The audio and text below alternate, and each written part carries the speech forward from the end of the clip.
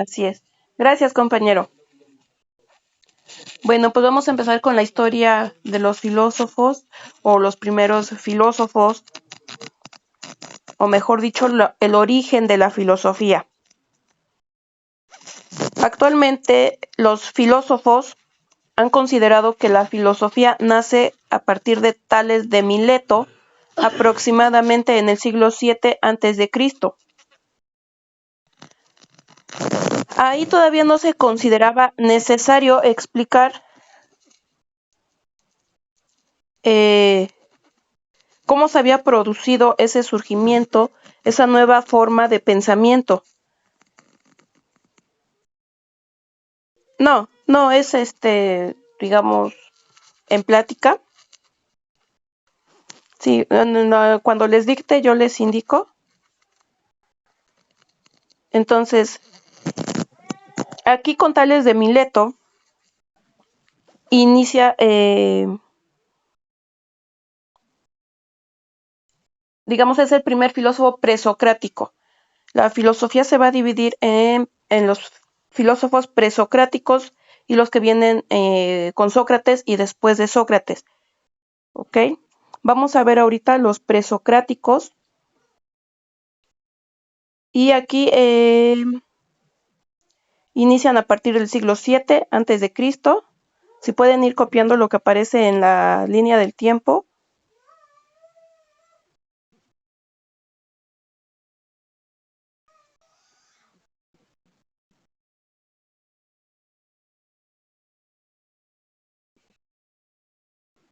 Este hombre Tales de Mileto es el primero que se pregunta ¿qué sentido tiene todo?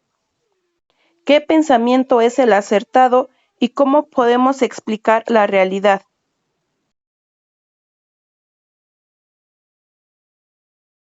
Uno de sus, digamos, sus lemas o su punto de partida era la felicidad del cuerpo se funda en la salud, la del entendimiento en el saber. ¿Cómo lo entienden ustedes?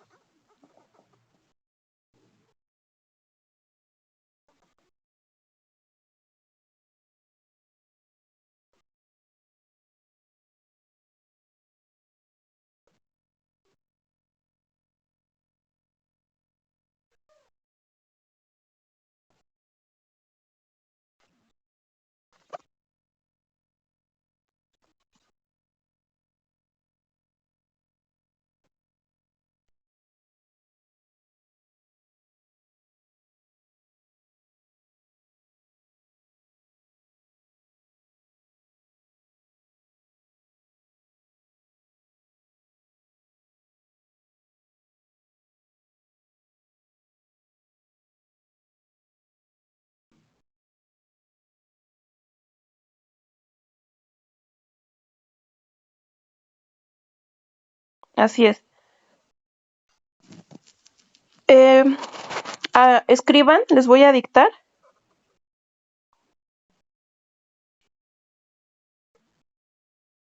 Bueno, esto les voy a comentar y ya ahorita el dictado comienza más adelante. Los filósofos que se formaron en el mismo periodo de Tales de Mileto son conocidos como filósofos presocráticos. Después de ellos, con la llegada de Sócrates hubo un cambio importante en la cosmovisión occidental, por lo que se considera una nueva etapa en la historia de la filosofía con los socráticos. Finalmente, son los discípulos de Sócrates los que cierran la primera etapa de la filosofía antigua. Entonces, escribimos ahora sí los filósofos presocráticos. Como título o subtema, filósofos presocráticos.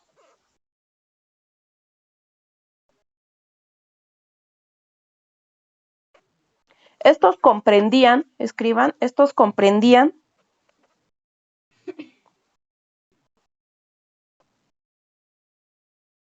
y analizaban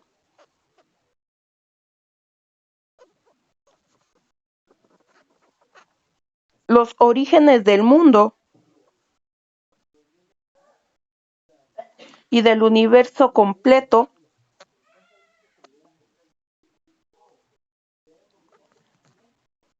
a través de relatos mágico-religiosos y míticos.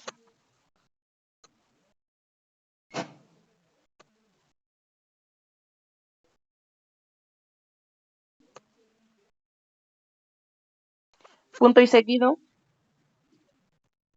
A través de relatos mágico-religiosos y míticos.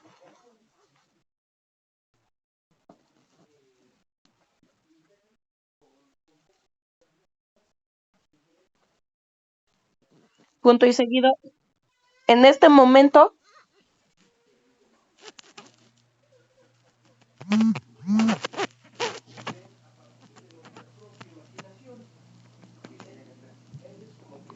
la naturaleza no era el terreno de lo material,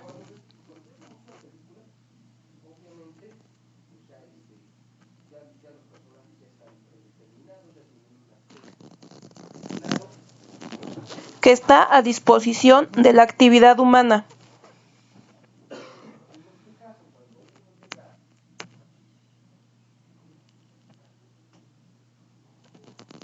como si fueran dos elementos separados.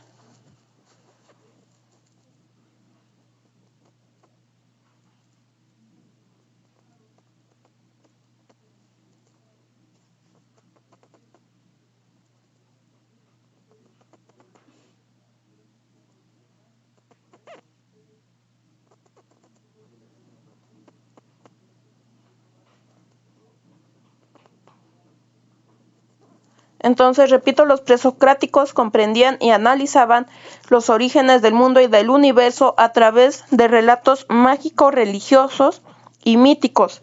En este momento, la naturaleza no era el terreno de lo material, que está a disposición de la actividad humana como si fueran dos elementos separados. ¿Hasta ahí van bien?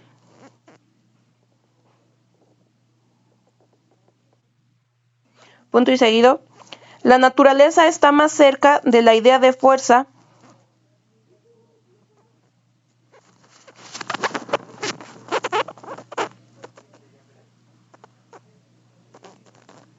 La naturaleza está más cerca de la idea de fuerza, potencia o energía.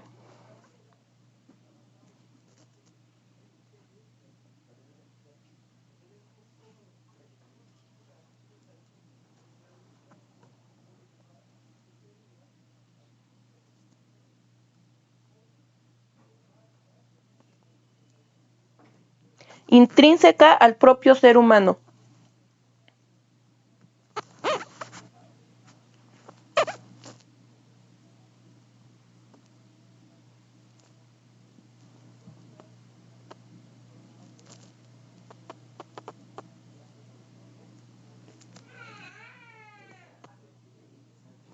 Punto y seguido. No había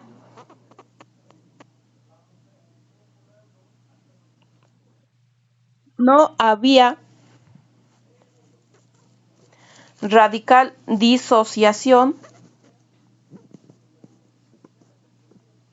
no había, no había radical disociación entre naturaleza y cultura,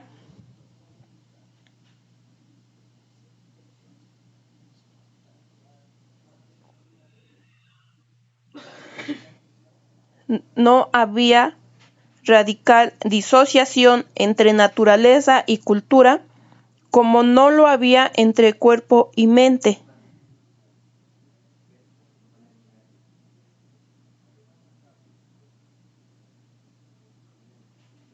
Punto y seguido.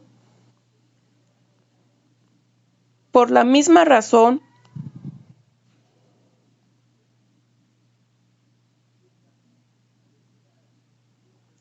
el conocimiento de lo natural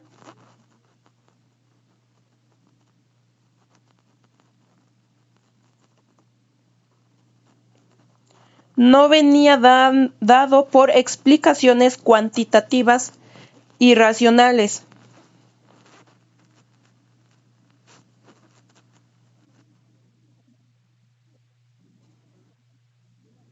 por explicaciones cuantitativas y racionales,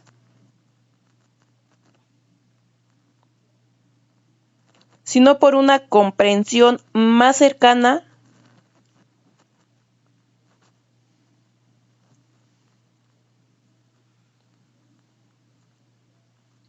a la estética,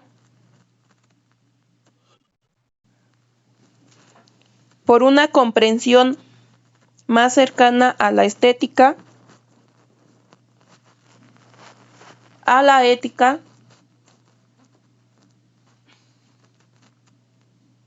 y a la ontología.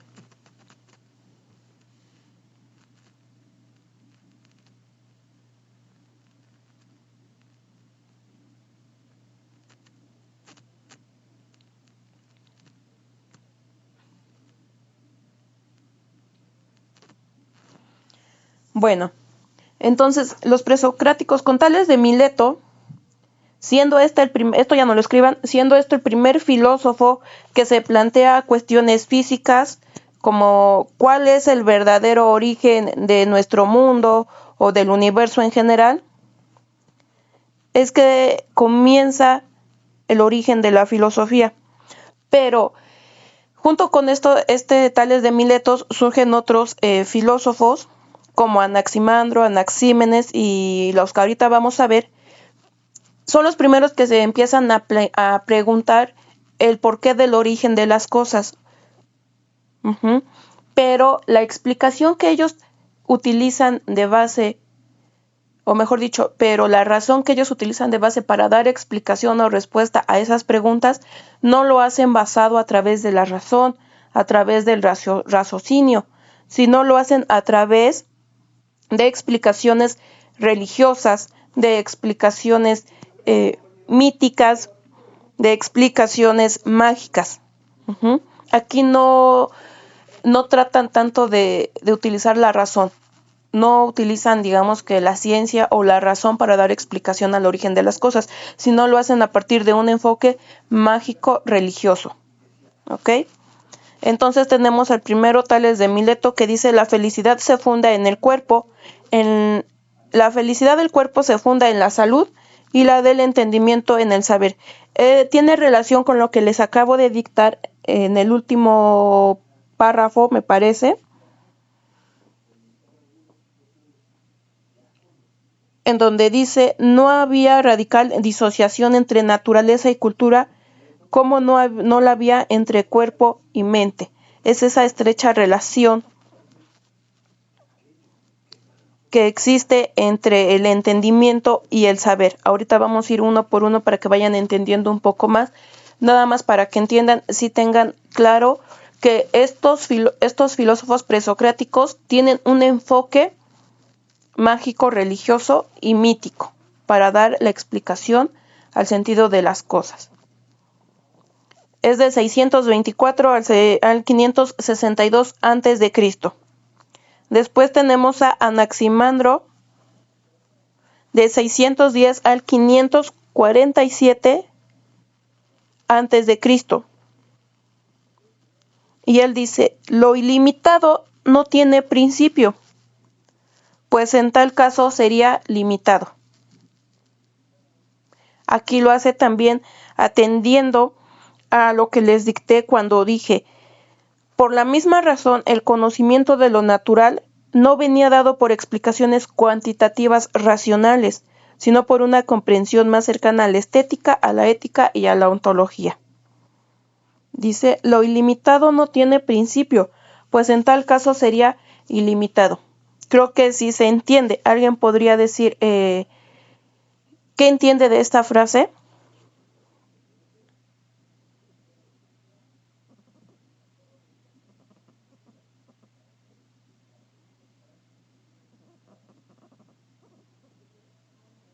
Dice: lo ilimitado no tiene principio. Es decir, como lo infinito, ¿no? O sea, algo infinito no tiene principio y eso obviamente no tiene fin. Si nosotros pudiéramos contabilizar algo, entonces no sería un infinito, sería algo finito, algo que tiene un inicio y algo que tiene un fin. ¿De acuerdo? Después tenemos a Anaxímenes, del 570 al año 500 antes de Cristo.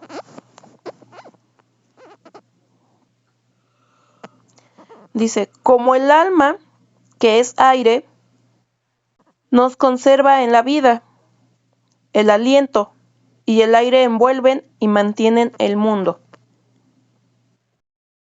Para Anaxímenes, el origen de la existencia de la Tierra, de la existencia del universo y de la existencia del alma misma era el aire.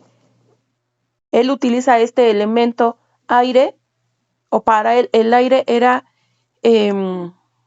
lo que movía a la existencia de las cosas. Como el alma que es aire nos conserva en la vida, el aliento y el aire envuelven y mantienen el mundo. Para él el aire era la respuesta al origen de las cosas, para Anaxímenes. Tenemos a Pitágoras de Samo, de 570 al 496 a.C. Dice, preciso es encontrar lo infinitamente grande en lo infinitamente pequeño, para sentir la presencia de Dios. Se dan cuenta, siguen dando explicación del porqué de las cosas a los fenómenos naturales y en base a las cuestiones mágico-religiosas. Preciso es encontrar lo infinitamente grande en lo infinitamente pequeño para sentir la presencia de Dios. ¿Cómo entienden este?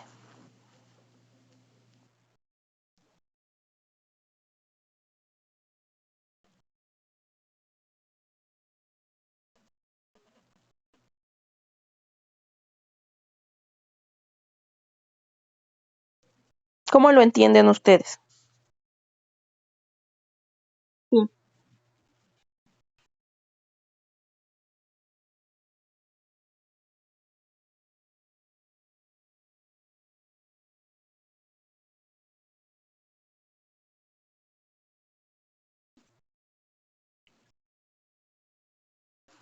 Exactamente.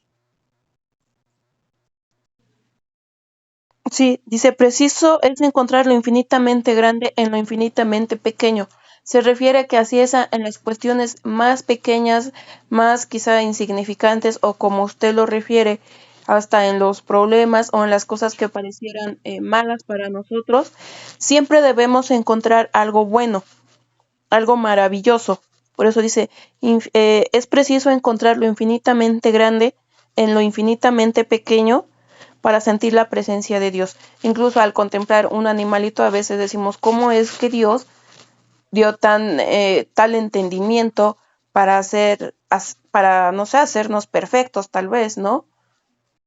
Para crear a los animales igual como son, perfectos, con características propias, hasta en lo que vivimos día a día. A veces pasan sucesos que, no sé, a veces trágicos, ¿no? Si vamos a tomar a veces una combi y después nos enteramos que esa tuvo un accidente y por un retraso, porque se nos olvidó la cartera, porque se nos olvidó el celular, a veces ya no tomamos ese transporte, ese bus. Entonces, es un ejemplo nada más, cosas quizá burdas. Y así como esas hay muchísimas más. En lo infinitamente pequeño debemos encontrar lo infinitamente grande para sentir la presencia de Dios y creo que todos lo hemos hecho. Claro.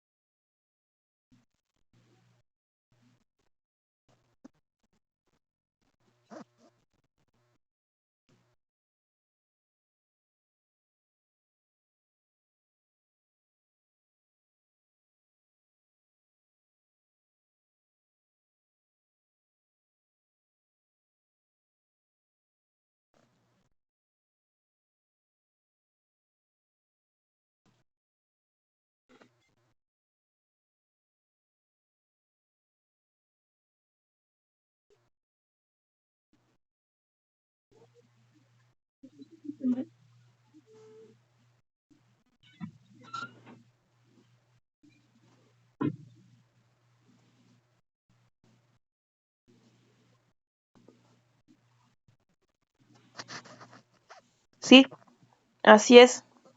Sí, puede haber muchísimos ejemplos. Muchos ejemplos hay, eh, tanto alrededor como internamente y en la vida de cada uno. A eso se refiere Pitágoras.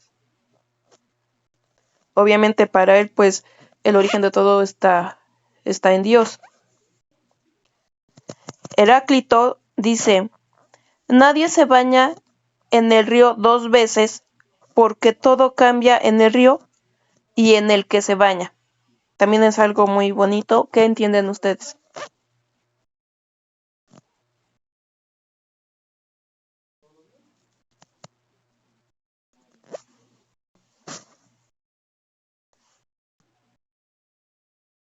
¿Sí me escucharon?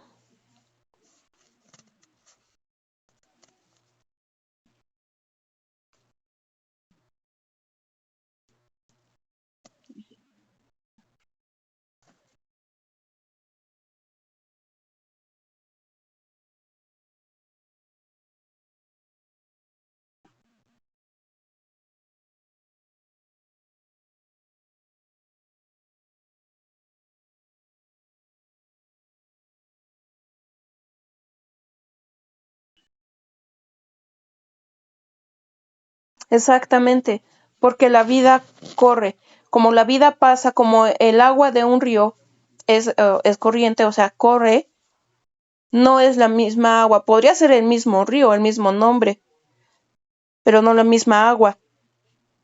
Nosotros también, si nos bañamos una vez en ese río y nos queremos volver a bañar, ya no va a ser lo mismo, o porque vamos a tener menos suciedad, o porque vamos a estar húmedos, o porque ya no lo vamos a disfrutar igual.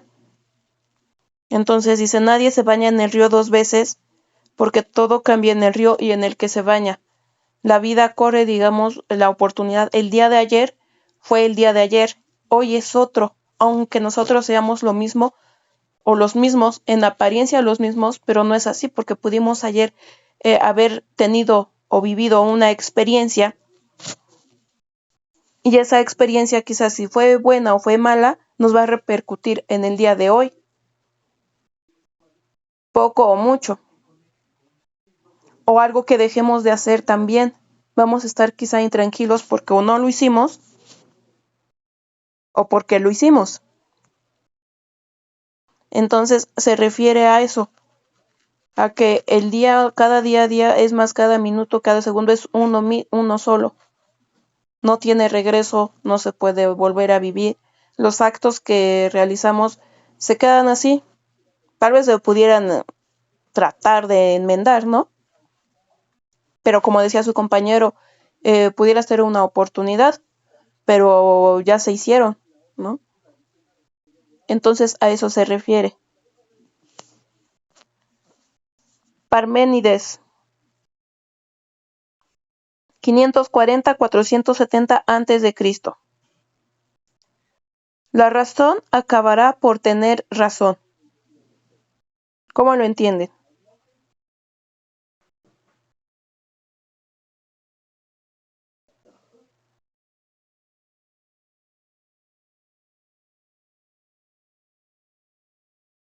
La razón acaba.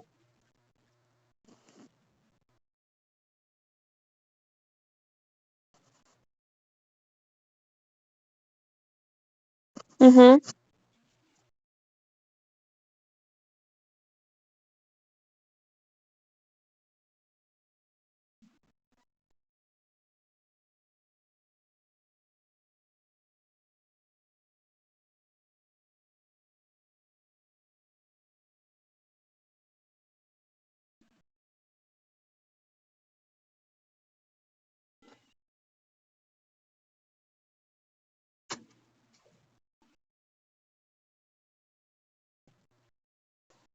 Sí, exactamente. O sea, si estamos diciendo una mentira, la verdad saldrá a la luz tarde o temprano, ¿no? Se dice. O también, si estamos en el error o estamos acertando, Solo el tiempo igual nos los dirá si estuvimos en el error o si estábamos en lo correcto. A eso se refiere. Empédocles de Cilicia, 842-424 a.C. Es imposible que algo llegue a ser lo que de ninguna manera es. ¿A qué se refiere?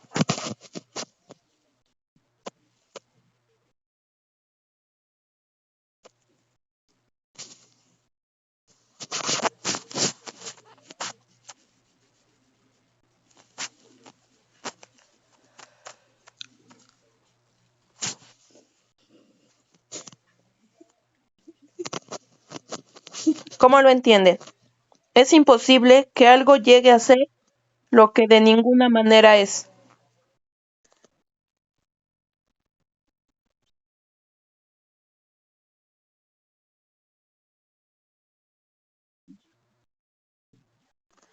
Sí, nosotros ya,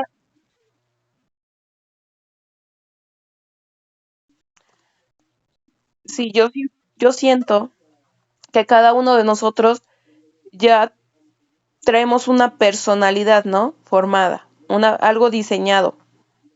¿Cómo no se puede ser por los genes o si decimos, nos vamos a explicaciones religiosas, pues porque Dios así nos creó, ¿no? A cada quien nos hizo diferentes y con características o semejanzas igual, características diferentes. Entonces, a veces unos somos más soberbios, unos somos muy bondadosos, unos tenemos la tendencia a mentir, unos somos gritones, unos somos muy carismáticos y risueños, ¿no?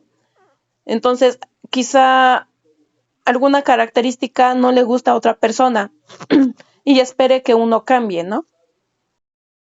Entonces, el decir he cambiado o el decir va a cambiar no sucede. Es a lo que se refiere, es imposible que algo llegue a ser lo que de ninguna manera es, y no nada más con nosotros, con cualquier objeto, con cualquier caso, en cualquier situación. Se puede mejorar, sí.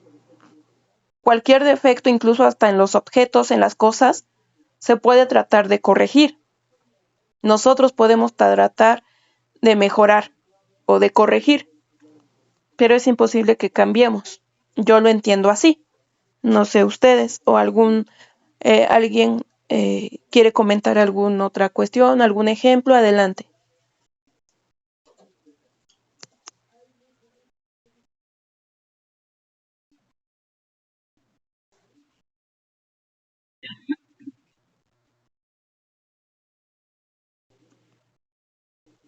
Sí, así es exactamente. Es lo que decía también el otro compañero.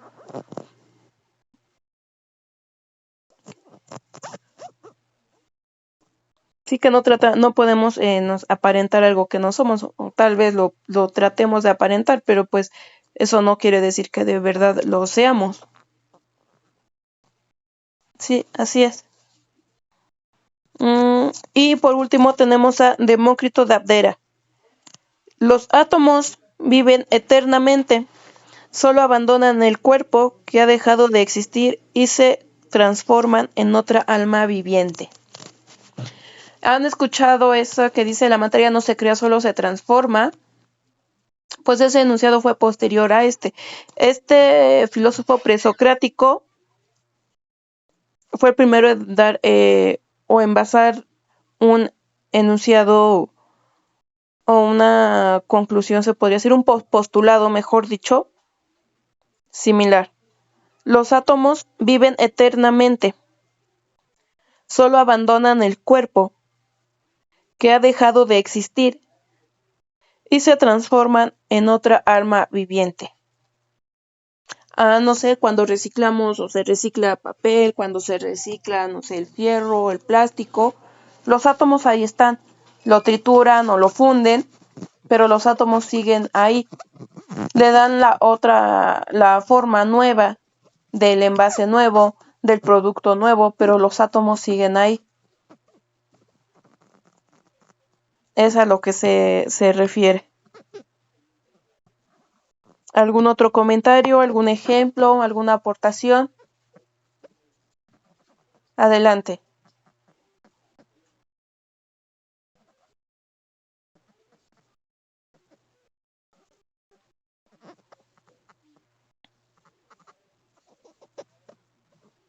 ¿No?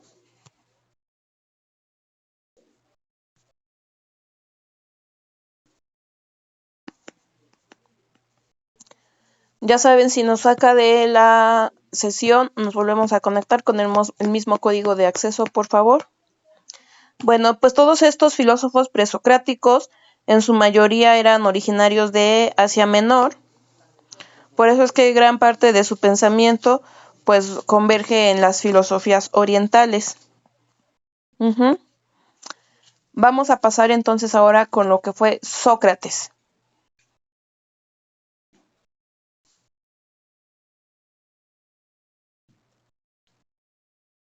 Con Sócrates se abandonaron finalmente las explicaciones mágico-religiosas y se buscaron respuestas al origen de las cosas.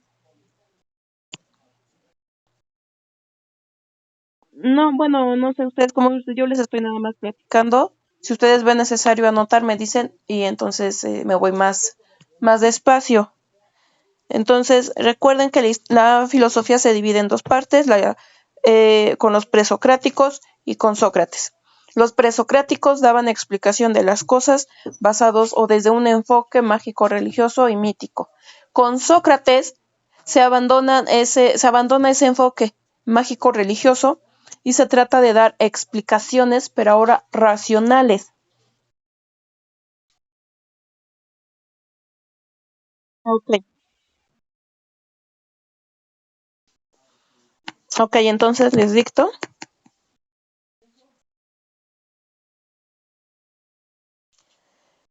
La historia de los orígenes de la filosofía.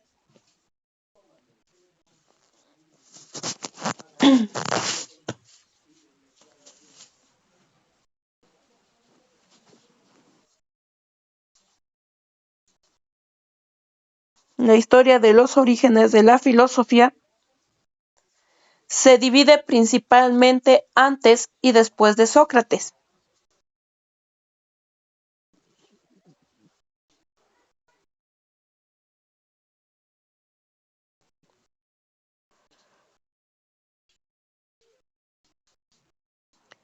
Punto y seguido,